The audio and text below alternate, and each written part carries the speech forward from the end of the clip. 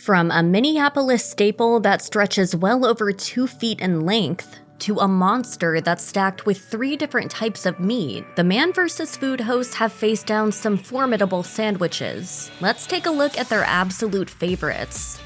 Primanti Brothers in Pittsburgh is the home of a truly iconic sandwich, the Primanti sandwich. The restaurant started as a Pittsburgh staple and now has locations across the state, with locations in Ohio, West Virginia, and Maryland as well. For most mortals, eating one of these may be a challenge. Their almost famous sandwiches come with fresh meat on Italian white bread, and all their sandwiches also come with Primanti Brothers' signature coleslaw and a handful of hand-cut French fries right inside the sandwich. Just a look at these sandwiches can make your jaw muscles ache.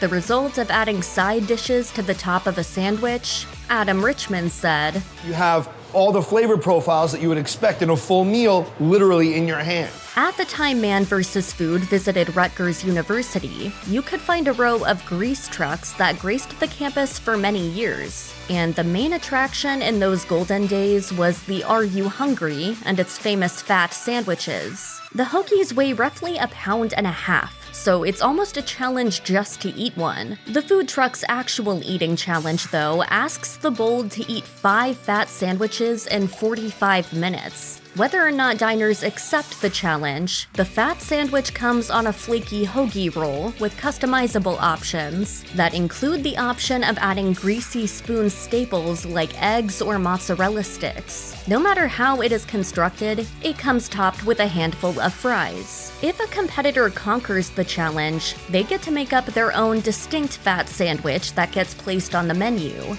The grease trucks may now be gone at Rutgers, but Are You Hungry has opened a couple of restaurants, including one in Newark, New Jersey, to ensure that the legend of fat sandwiches lives on.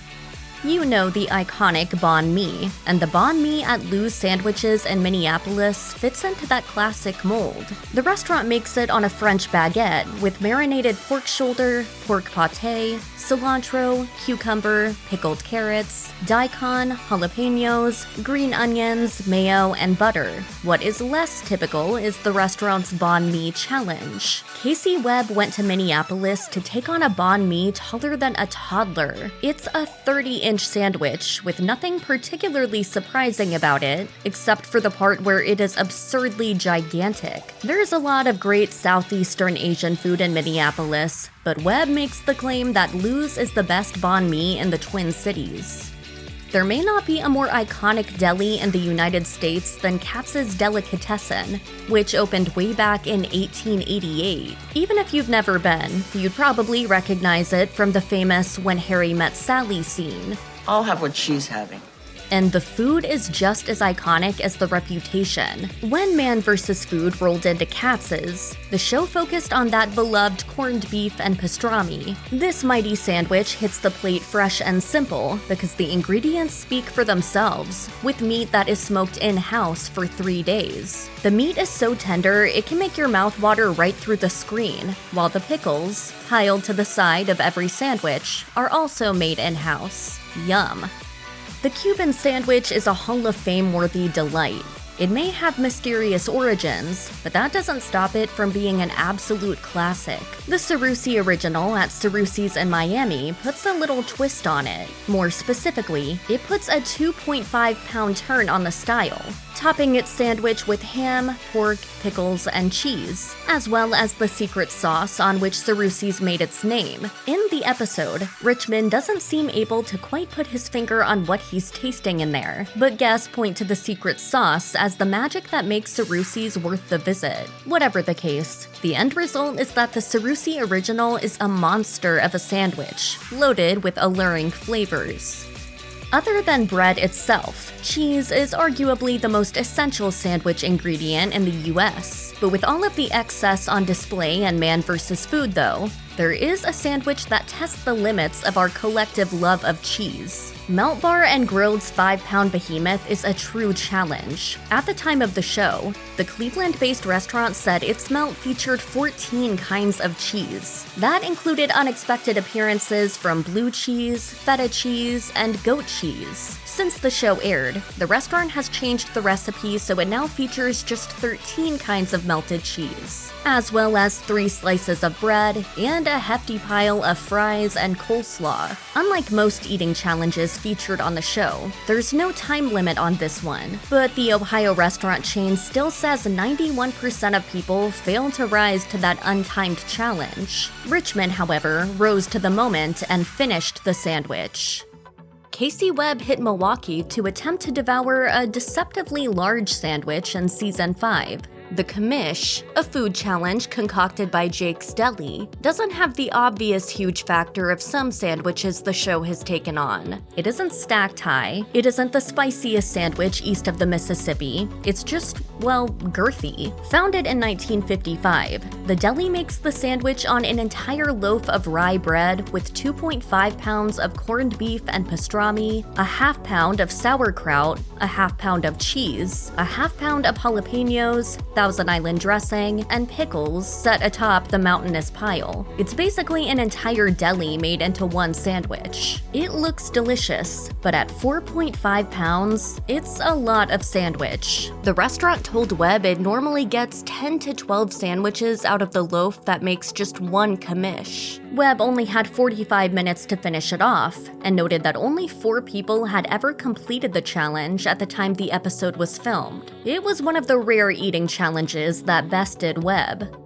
The Pigzilla falls into a similar category as the Commish. It looks incredible, but it's about 5 sizes too big. The Pigzilla challenge was created by Papa Buck's Barbecue near Savannah, Georgia, and stars a 4-pound monster loaded with more pulled pork than most people can, or should, eat in a single sitting. It's constructed with 3 pounds of pulled pork and a massive 1-pound bun that is so large it could be hollowed out to make a doghouse. The sandwich also gets doused with the restaurant's barbecue sauce. The sandwich isn't just sizable, it's also made with love. Papa Buck smokes the meat in-house, giving the Pigzilla challenge some appeal despite the inevitable fullness that will follow. Of course, you could also get some of that fall-off-the-bone tender pulled pork on a sandwich that doesn't weigh 4 pounds. Nonetheless, the Pigzilla is still out there if you're feeling bold. According to the restaurant website, 191 people have given it a run, but only 18 have conquered it. Even though the Las Vegas-based Stripchezze is a grilled cheese-focused food truck, it brings that Sin City flourish to the classic sandwich. Webb stopped by the truck and described the sandwiches as outrageously fun. He honed in on the hot streak, which is an immensely alluring concoction. Webb notes that food truck owner Susie Davis uses sourdough bread, not only because it's delicious, but because it is sturdy enough to stand up to the massive amount of cheese she piles onto her sandwiches. It comes packed with pepper jack cheese, pickled jalapenos on sourdough bread, crusted in Parmesan cheese, and flaming hot Cheetos. Oh, and it gets a drizzle of sriracha mayo to bring just the right amount of heat.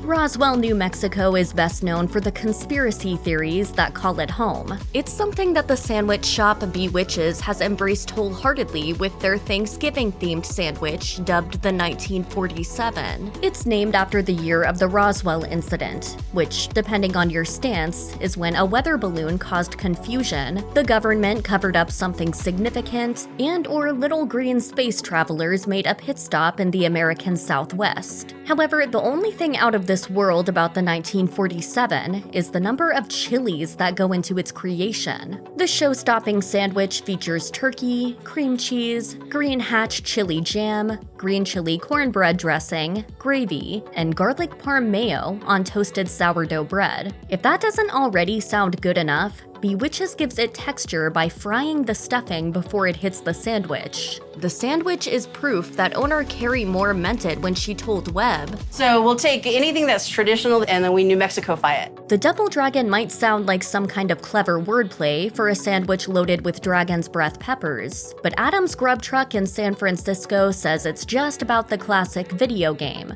Owner Adam Lee told Webb, "I had a fried chicken sandwich, and I also had a pulled pork sandwich.